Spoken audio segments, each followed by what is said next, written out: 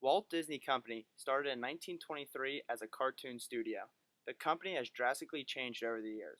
Disney is now involved in the following industries: media networks, studio entertainment, consumer products, parks and resorts, and interactive. In order to help Walt Disney Company maintain their competitive advantage and increase their stock price, we have come up with various recommendations.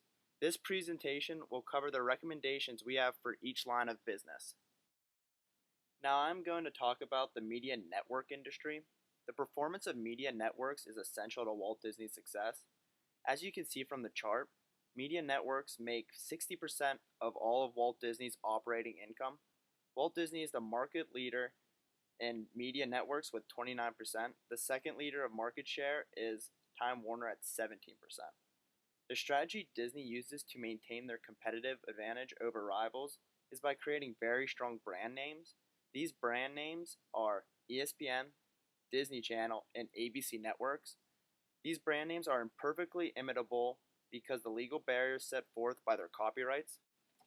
In order to sustain their competitive advantage, we recommend Walt Disney buy the rights to broadcast the Olympics. This is extremely important for Walt Disney because their mission is to become the world leader in entertainment and information. There is no better way to become the world leader in information than to broadcast the Olympics around the world. NBC, a competitor of Disney, is in control of the Olympic broadcast until 2020. From our external and SWOT analysis, it is clear that increasing competition is the strongest threat to Walt Disney. By acquiring the rights to the Olympics, Walt Disney can steal viewers from its competitors and also establish the ESPN brand name around the world. The strategic move is a perfect internal fit with Walt Disney because the company owns the worldwide leader in sports, ESPN. Another recommendation for Walt Disney's media networks is to vertically integrate. They can vertically integrate by acquiring Netflix or a similar internet streaming media. Disney is currently in a joint venture with NBC and Fox in the ownership of Hulu Plus. Though this gives Disney ownership over a video streaming media, we believe it is important to acquire a media that does not involve its direct competition. We learned in our internal analysis of Porter's 5-Force model that a major threat of substitute for media networks is video streaming. Technology is quickly changing and Walt Disney needs to adapt to this change. Walt Disney would be able to take Netflix to the next level. Netflix does not have current movies because they don't have the revenue to fund the high cost to own these rights to these movies. Disney has huge profits and would be able to fund the rights to these newly released films. This type of vertical integration was very similar to the Harlequin case we discussed in class. The similarity is when Professor Fogarty gave us the example of Harlequin purchased bookstores. This would be a forward vertical integration. I'm now going to talk about our recommendations for the studio entertainment industry for Walt Disney Company. Let me first give you a brief history about the Disney Studios. It began in 1923 when Walt Disney and Roy Disney produced a series of Alice comedies. It then branched out into the industry powerhouse we know today. Walt Disney created Mickey Mouse in 1928, and this led to a sustainable competitive advantage because they owned the legal rights to Mickey Mouse. Mickey Mouse led to the creation of other iconic characters such as Donald Duck, Minnie Mouse, Goofy, etc., and these characters shaped Disney's future. They produced their first full-length movie in 1937, and it was called Snow White and the Seven Dwarfs. This movie led to other movies about princesses, and Disney was able to enter other industries because of it. They have a theme park and consumer products that are dedicated to characters they've created. At first, their movies were targeted towards children, so throughout the history they acquired companies. In 1983, they added Touchstone Pictures to their studios.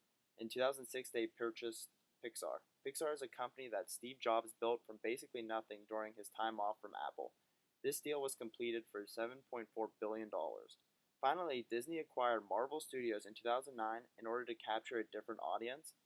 Disney was able to horizontally integrate in order to capture a larger market share, and they did this without losing their original audience. The case we talked about in class Packard, Disney was able to escape their fate by having multiple studios without the Disney name. For example, Touchstone Pictures produces films that are aimed toward an adult audience, and if they produce under Disney, they would have lost some children audience. Marvel Studios and Pixar also enabled Disney to reach other audiences besides their original niche audience. Our recommendation for the studio entertainment portion of Walt Disney is for them to continue with their current production. They have built a strong brand over the years, and they are currently second in the market share in the studio entertainment industry by 0.2%, which is a highly competitive industry as well.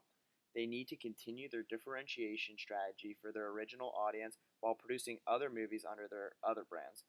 A recommendation to gain market share and become an industry leader would be to horizontally integrate again and acquire a smaller firm. Lionsgate Entertainment currently has 4.3% of the market share in the industry, and Disney would benefit from acquiring them. It will also make their presence in the adult market greater because Lionsgate Entertainment focuses on the adult market more than its children's market. This would increase their market share significantly because Disney is the market leader when producing to children. Their competitors make up their difference when it comes to producing to adults, so that this is where they could gain market share.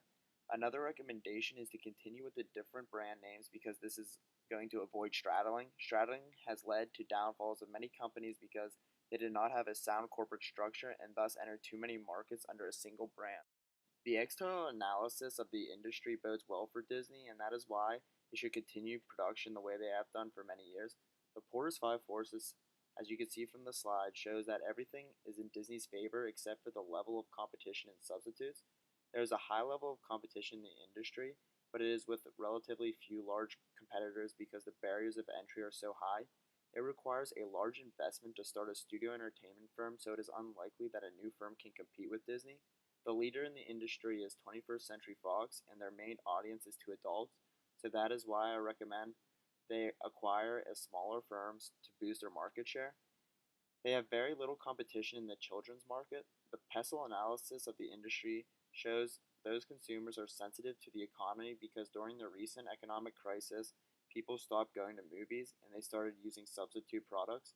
Technology is crucial to compete in the industry because it lowers cost of production and it further differentiates themselves from their competition.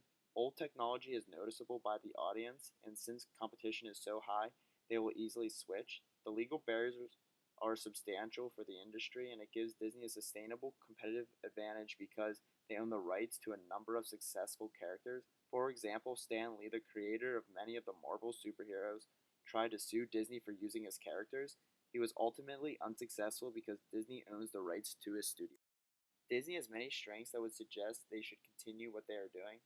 Disney is the oldest player in the industry, and they were able to obtain a significant brand name during their time. They are considered the 14th most valuable brand in the world, and this is first for all of the industries they compete in. There was not one competitor in the studio entertainment industry in the top 100. The strong brand name indicates that they have loyal customers.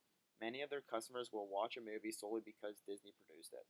This saves on advertising and gives Disney a competitive advantage. Legal barriers are also a strength for Disney because they are protected from their competitors stealing their characters. A weakness for Disney led to my recommendation to acquire an existing firm in the industry because their main product is focused towards children. This limits potential earnings, and this can be fixed by having another studio dedicated to producing for adults, but not under the Disney name. Also, a large investment is required for the industry, which is another weakness. Disney once lost over $100 million because of a failed movie. The VRIO analysis shows that Disney resources are extremely rare and are imperfectly imitable due to legal barriers. The competition can attempt, but they will never be able to recreate another Lion King, Cinderella, Snow White, and the list goes on. Their organization is also similar to Apple in that it's a U-form structure which allows Disney to be innovative and adopt ideas more rapidly. These are our recommendations for the studio entertainment portion of the Walt Disney Company in order for them to become a market leader. Now I'm going to pass it to Dan, who will talk about the consumer product.